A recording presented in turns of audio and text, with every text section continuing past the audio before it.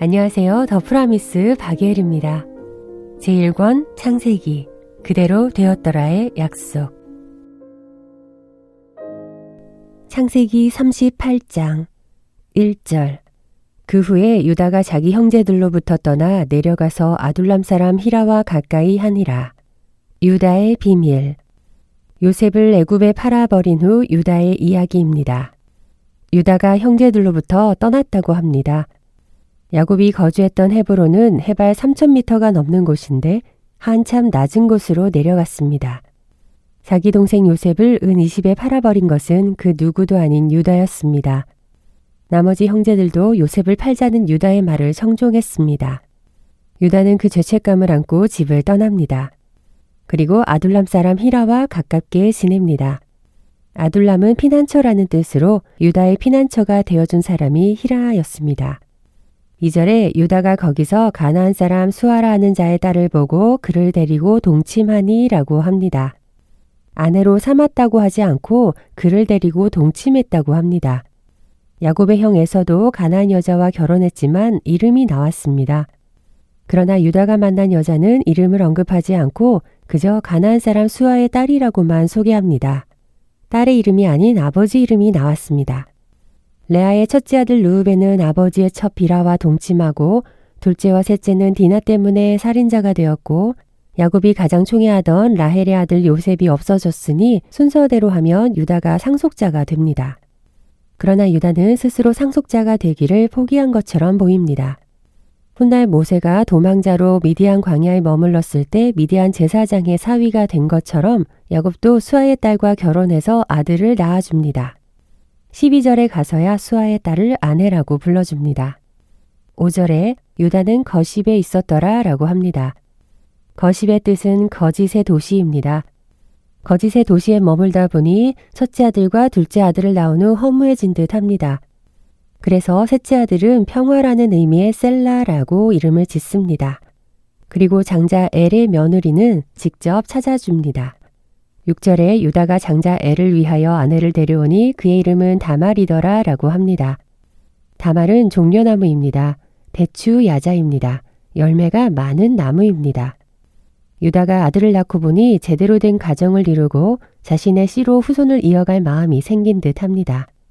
며느리 다말의 친정이 딥나라고 하는데 이 역시 가나안 여자로 보입니다. 유다가 수아의 딸에게서 아들을 낳다 보니 마치 어머니 레아의 모습이 떠오른 듯 합니다. 레아도 야곱에게 아들을 6명이나 낳아주었지만 정작 아버지 야곱은 사랑하는 아내 라헬이 낳은 요셉만 인정했습니다. 7절에 유다의 장자 엘이 여호와가 보시기에 악함으로 여호와께서 그를 죽이신지라 라고 합니다. 장자 엘이 어떤 악을 저질렀는지 밝히지 않았지만 하나님께서 웬만한 악은 다 회개할 기회를 주시지만 유일하게 죽이시는 악이 있으니 바로 동성애입니다. 왜냐하면 하나님의 복은 생육하고 번성하는 것인데 동성애는 후손을 낳을 수가 없기 때문입니다. 8절에 유다가 오난에게 이르되 내 형수에게로 들어가서 남편의 아우된 본분을 행하여 내 형을 위하여 씨가 있게 하라 라고 합니다. 씨라고 합니다. 그래도 유다는 믿음의 가정에서 자랐습니다. 비록 어머니라 불리는 사람이 2명이고 배다른 형제들이 있지만 그래도 대를 잇고자 하는 마음은 간절합니다. 그래서 며느리에게 계대 혼인을 시킵니다. 계대 혼인은 이을께 대대의 혈통을 이어가기 위해 형제의 아들을 대신 낳아주는 제도입니다. 그러나 가나안 가치관에서 자란 둘째 아들은 자신이 왜 계대 혼인을 해야 하는지 이해하지 못한 듯 합니다. 9절에 오난이 그 씨가 자기 것이 되지 않을 줄 알므로 형수에게 들어갔을 때에 그의 형에게 씨를 주지 아니하려고 땅에 설정하매 라고 합니다.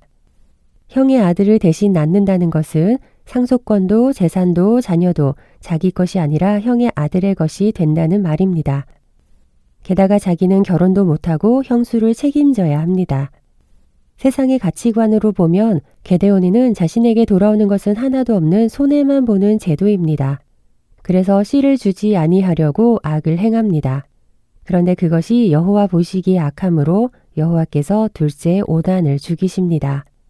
11절에 유다가 그의 며느리 다말에게 이르되 수절하고 내 아버지 집에 있어 내 아들 셀라가 장성하기를 기다리라 라고 합니다. 야곱은 요셉이 죽었을 때 슬피 울었습니다. 그러나 유다는 아들이 둘이나 죽어도 울지 않았습니다. 다만 막내 아들 셀라도 여호와께서 죽이실까 염려하여 며느리 다말에게 친정으로 돌아가 수절하라고 합니다.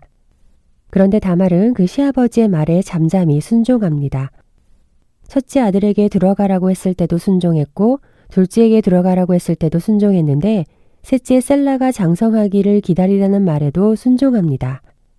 다말은 시아버지의 말에 한 번도 토를 달지 않았습니다. 그래서 이방인임에도 불구하고 마태복음의 예수 그리스도의 계보에 올라가는 여인 중 한 사람이 되었습니다. 12절에 얼마 후에 유다의 아내 수아의 딸이 죽은지라 유다가 위로를 받은 후에 그의 친구 아둘람 사람 히라와 함께 딥나로 올라가서 라고 합니다. 올라가서 라고 합니다.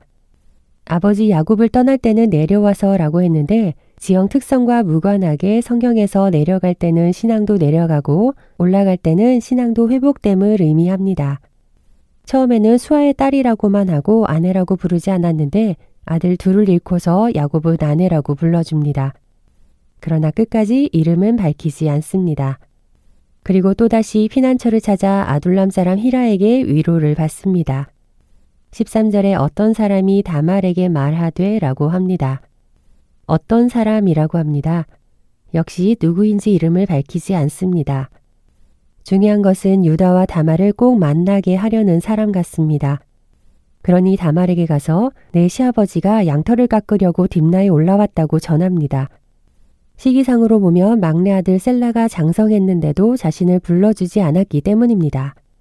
14절에 그가 그 과부의 의복을 벗고 너울로 얼굴을 가리고 몸을 휩싸고 딥나 길곁 에나임 문에 앉으니 이는 셀라가 장성함을 보았어도 자기를 그의 아내로 주지 않음으로 말미암음이라 라고 합니다. 이렇게 되면 다말은 과부로 남게 됩니다. 남편도 죽고 그의 동생도 죽었는데 지금 친정으로 쫓겨났기 때문입니다. 그 당시의 과부는 가장 불쌍한 사람입니다. 그러나 다말은 유다가 약속한 것을 믿었습니다. 그래서 과부의 의복을 벗고 나옵니다. 셀라가 장성함을 보았어도 주지 않은 것은 유다가 약속을 어겼기 때문입니다. 그러나 다말은 이미 유다 집안의 여자입니다. 그래서 너울로 얼굴을 가리고 일부러 야곱이 지나가는 길목에 앉아 있습니다. 다말은 시아버지 유다가 어떻게 수아의 딸과 결혼했는지 알고 있었던 것 같습니다. 2절에 가나안 사람의 수아라 하는 자의 딸을 보고 그를 데리고 동침한 것도 그랬던 것 같습니다. 15절에 그가 얼굴을 가리었으므로 유다가 그를 보고 창녀로 여겨 라고 합니다. 다말은 유다를 유혹하려고 얼굴을 가린 것이 아닙니다. 다말은 시아버지가 자신을 알아봐 주기를 바랐던 것 같습니다.